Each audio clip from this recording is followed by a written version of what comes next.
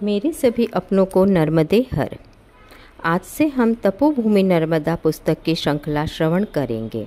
इस पुस्तक के लेखक श्री शैलेंद्र नारायण घोषाल जी हैं। इस पुस्तक को हम अक्षरश नहीं पढ़ेंगे, अपितु कुछ दिव्य अनुभव साधारण भाषा में साझा करेंगे। इस श्रृंखला को सुनते सुनते हम सब भी माँ नर्मदा जी की मानसिक परिक्रमा कर लेंगे।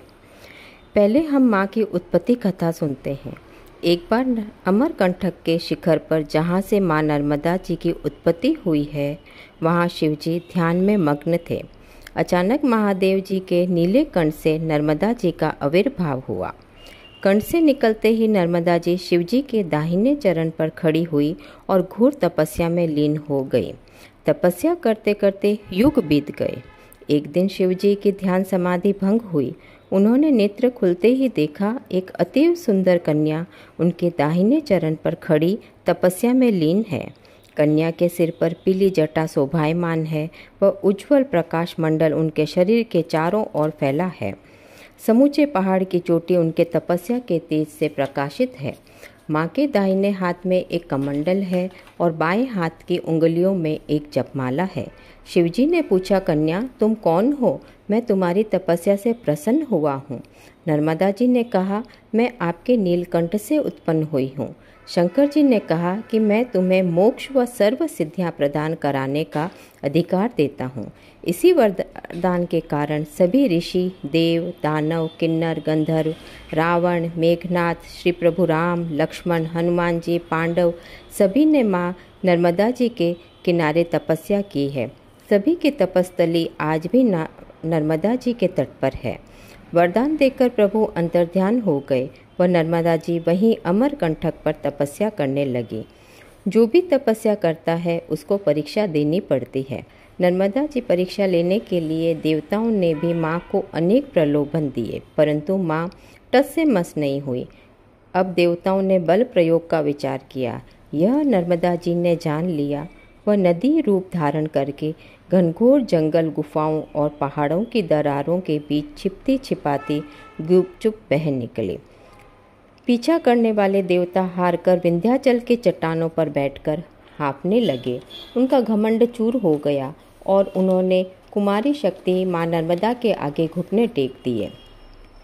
शिवजी यह सब देखकर बहुत प्रसन्न हुए और माँ नर्मदा को नाम प्रदान किया नर्मदा, जिसका अर्थ है परम संतोष प्रदायिनी, परम सुख एवं आनंददायिनी। स्वयं शंकर शिवलिंग का रूप धरकर सदैव नर्मदा जी में वास करते हैं। ऐसा कहा जाता है कि नर्मदा जी का हर कंकर शंकर है। नर्मदा जी के शिवलिंग नर्मदेश्वर के नाम से जाने जाते हैं। नर्मदा जी ही एक ऐसी नदी है जिसकी परिक्रमा सदियों से लोग कर रहे हैं। वैसे तो शास्त्रीय विधि के अनुसार नर्मदा जी की पैदल परिक्रमा 3 साल 3 महीने व 13 दिन में पूरी होती है। बीच में आने वाले 3 चतुर्मास में माँ के तट पर ही परिक्रमावासी वास करते हैं। आज भी हर साल हजारों गृहस्थ व सन्यासी माँ की परिक्रमा पर दिवाली के बाद निकलते हैं।